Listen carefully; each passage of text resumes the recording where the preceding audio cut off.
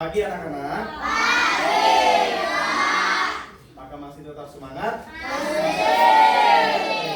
Ya, ini pertemuan kedua. Pertemuan kedua ini kita lanjutkan pembahasan yang kemarin. Kemarin ada yang masih ingat kita sudah sampai mana? Bola. Kenapa? Pola. Oh, pola ya.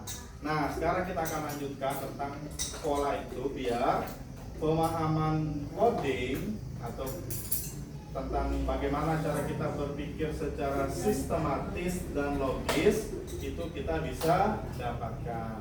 Nah, artinya dari pembahasan yang kemarin itu kita sudah mencoba untuk beberapa memecahkan masalah.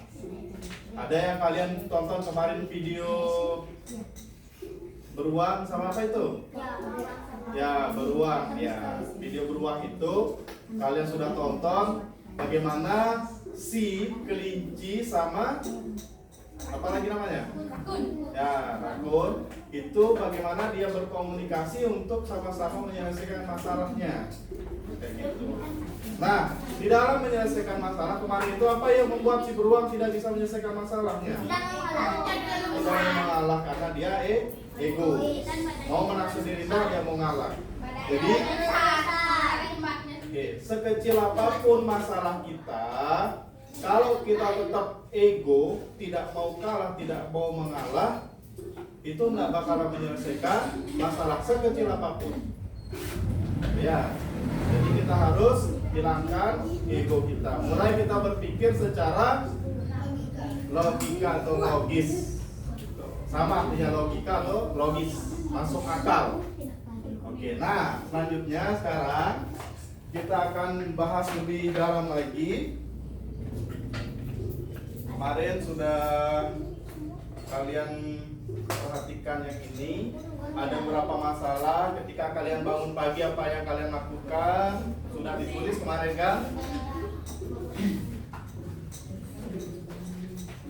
Nah, di sini kemarin Pak Guru sudah tanyakan mengapa perlu kita berpikir secara logis dan sistematis agar kita tidak mengalami kesalahan-kesalahan. Oke, lanjut. Nah, kayak kemarin juga contohnya, pernahkah kamu mencuci pakaianmu? Terus apakah kamu menerapkan langkah-langkah mencuci pakaian atau langsung kamu kerjakan? Ya.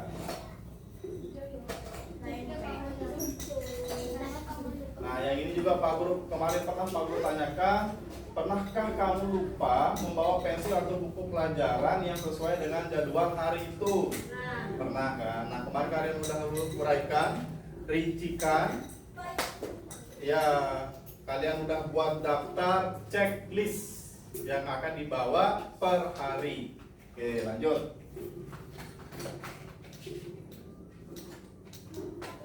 Nah, di sini ada beberapa pertanyaan, mengapa kamu bisa lupa atau kamu terlambat bangun dan lembur ke sekolah?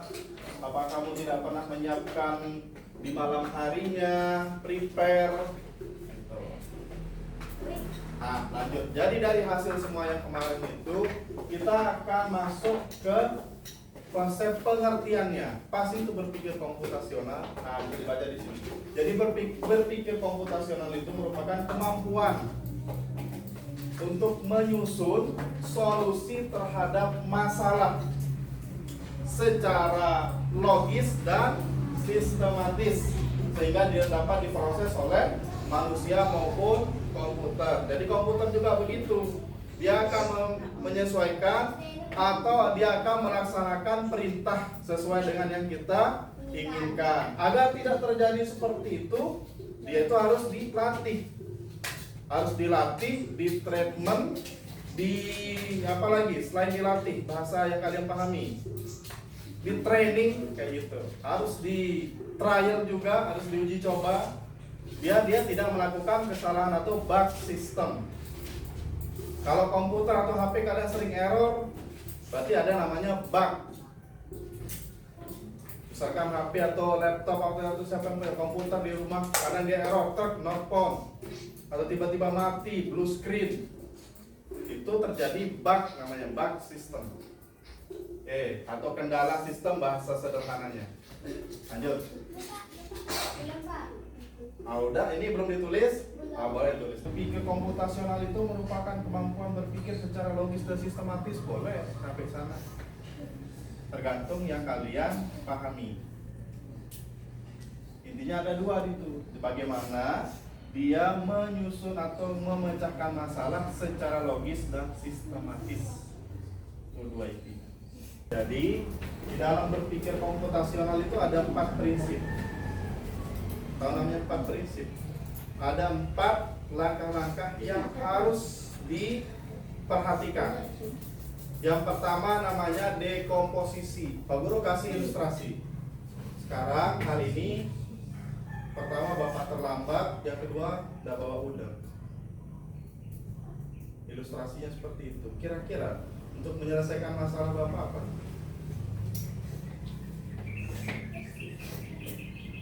Coba. Pertama Pak Guru terlambat, yang kedua Pak Guru lupa bawa udang, nggak pakai udang.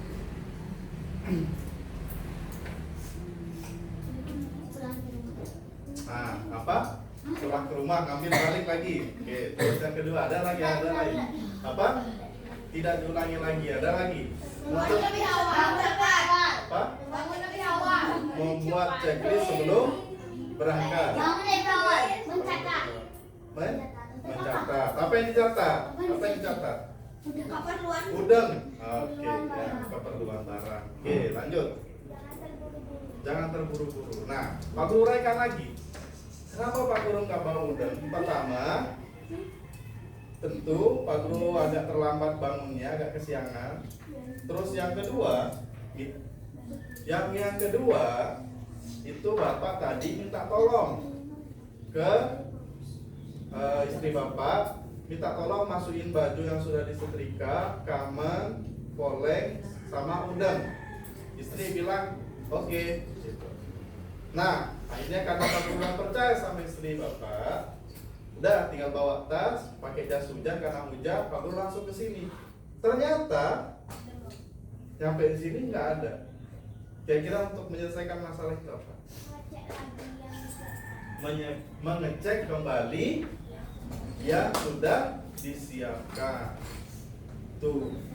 Nah, dari contoh ilustrasi yang tadi, kalian sudah berpikir secara dekomposisi. Ada yang tahu apa itu dekomposisi? Coba, dari jawaban-jawaban kalian tadi itu, dekomposisi itu apa? Nah, kalau belum jelas, Pak Guru kasih ilustrasi lagi, satu lagi. Misal, permasalahannya, kelas kalian selalu kotor dan mejanya tidak rapi. Kira-kira apa yang kalian lakukan? Membersihkannya lebih? Menyapu dan menyusun meja. Siapa yang menyapu dan menyusun meja? Tidak. Hah? Yang bertugas? Siapa yang melihatnya? Yang mengontrolnya? Ketua kelas atau wakil? Boleh. Struktur kelas boleh. Siapa yang paling bertanggung jawab? Kita. Untuk mengecek. Tuh, kalian udah bisa berpikir secara dekomposisi. Kira-kira dekomposisi itu apa?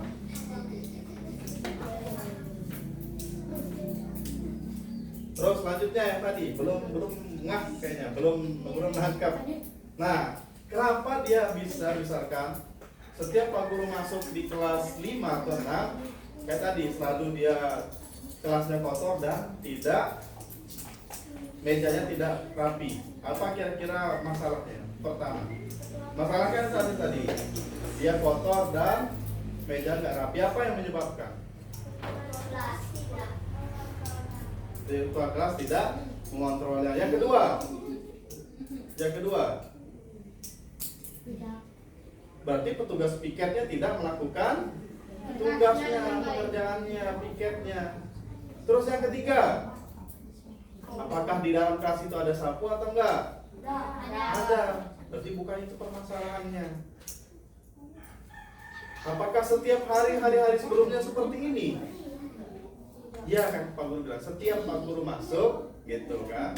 Nah, jadi berpikir dekomposisi itu, bagaimana kita berpikir, misalkan ini besar nih. Misalnya, gimana Pak Guru? Nah, Contohnya seperti ini.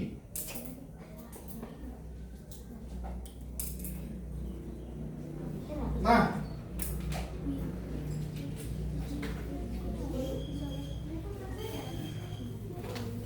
misalnya di balik persegi ini, di balik puzzle ini ada uang tunai. Untuk mengetahui kebenarannya apa yang harus kalian lakukan? Menyelidiki lebih lanjut. Seperti apa menyelidikinya? Berpikir. Boleh berpikir terus. Melihatnya. Melihatnya boleh. Ada lagi? Kan Pak Guru bilang di balik persegi ini dari nomor 1, nomor 4 atau puzzle persegi ini di baliknya ada uang. Benar nggak ada uang? Dari mana kalian tahu nggak? Nggak tahu. Hah? Nggak tahu. Nah, untuk mengetahui itu, misalkan kalau Pak Guru kasih puzzle dalam bentuk persegi, tentu kalian akan buka satu per satu dari 1, 2, 3, 4. Kalau udah kebuka semuanya baru tahu. Nah, sampai sini jadi dekomposisi itu bagaimana kita berpikir dari masalah memecahkan masalah yang besar. Ini dengan masalah yang besar kita pecah menjadi kecil-kecil, bagian-bagian terkecil agar bisa diselesaikan. Ikan itu ada namanya berpikir dekomposisi. Yang kedua pengenalan pola. Sama aja polanya tadi. Oh ternyata dia tidak melakukan piket, ketua kelasnya tidak mengontrol. Polanya seperti itu. Tetap terus setiap hari. Solusinya apakah kita ganti ketua kelas? Gitu kan? Atau minta ketua kelas lebih tegas lagi, harus datang lebih pagi lagi untuk mengontrol teman-temannya. Kayak gitu. Atau kalau enggak berani ketua kelasnya, enggak berani ngasih tahu, catat dia, laporkan kepada wali kelasnya. Kayak gitu bisa.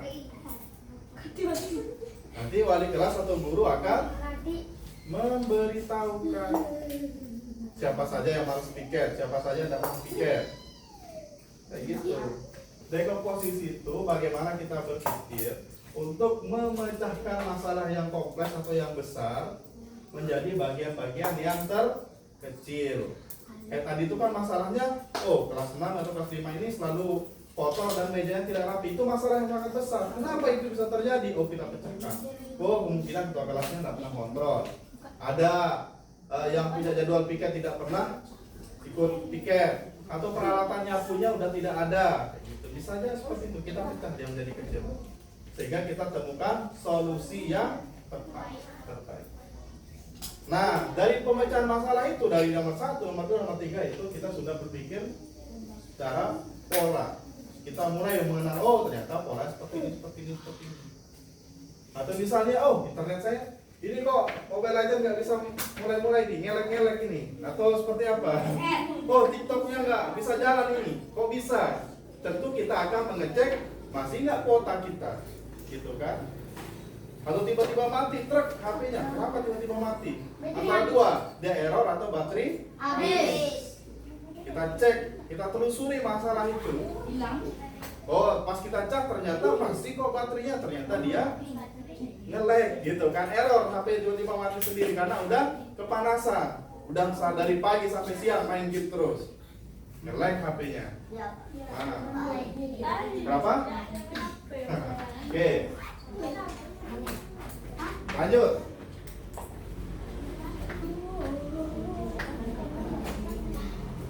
Nah, selain itu kita berpikir dekomposisi, berpikir untuk bagaimana kita mengenali polanya. Selanjutnya abstraksi. Abstraksi itu kita memilah dan memilih. Ini penting, ini penting. Misalnya kayak tadi contoh kasusnya. Contoh kasusnya yang tadi itu apa? Contoh masalah yang tadi itu coba, Rangga. Apa contoh masalah yang tadi Pak Guru sampaikan? Putra, mana Putra? Coba. Kelas kotor sama mejanya tidak berantakan, tidak rapi, tidak teratur. Itu masalahnya. Terus yang dalam tahap abstraksi ini kita coba kesampingkan. Ternyata kita, oh ini Pak nggak mau diatur, ini nggak mau diatur. Artinya kita harus pilih dia masalah-masalah yang paling sekiranya paling penting.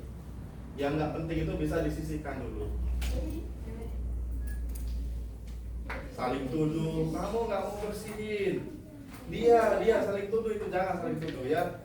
Kita eliminasi, oh ternyata ini bukan solusinya ini. Dia nggak mau diatur kayak gitu. Itu bukan solusi. Langsung berpikir kayak tadi itu. Pecah deh masalah-masalah.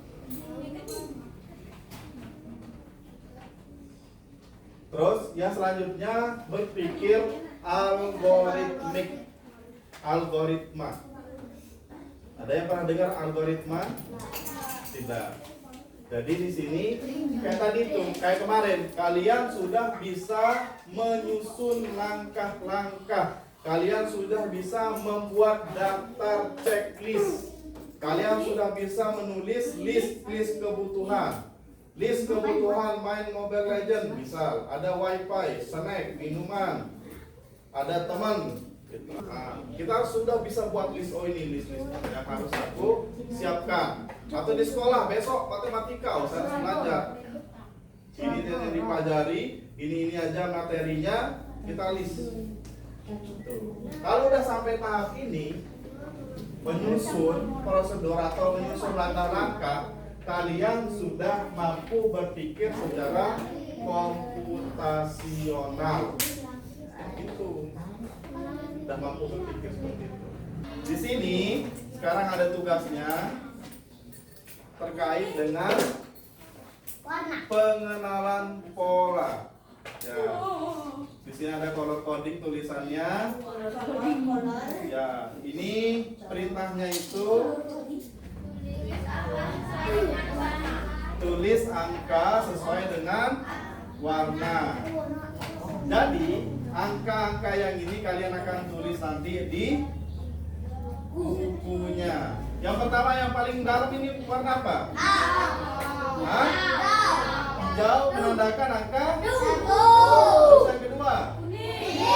Angka 2. Terus abu angka 3. Terus pink 4. Terus biru 5. Nah, nanti di bagian ini nanti kalian bisa tulis.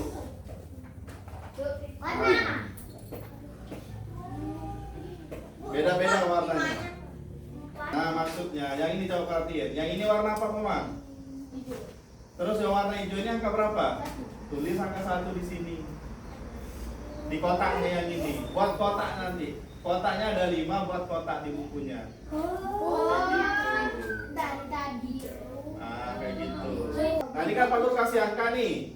7 sama 3, nanti kalian buat buletan yang sesuai dengan, misalkan ini hijau nomor berapa?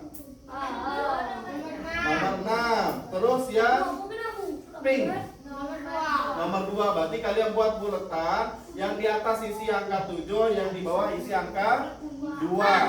Kalikan terus. 7 kali 2 hasilnya ditulis di kotak. 7 kali 2. Gitu. Yang di bawah 1. Yang mana? Biru. Biru tua ya. Hijau sama biru. Ada yang hijau muda. Tuh lihat hijau mudanya.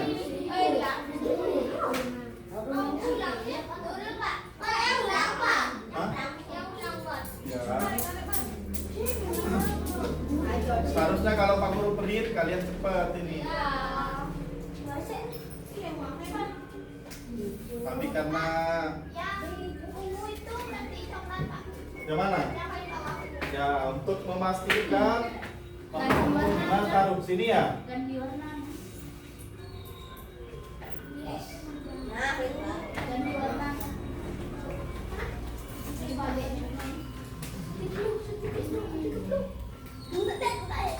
Dan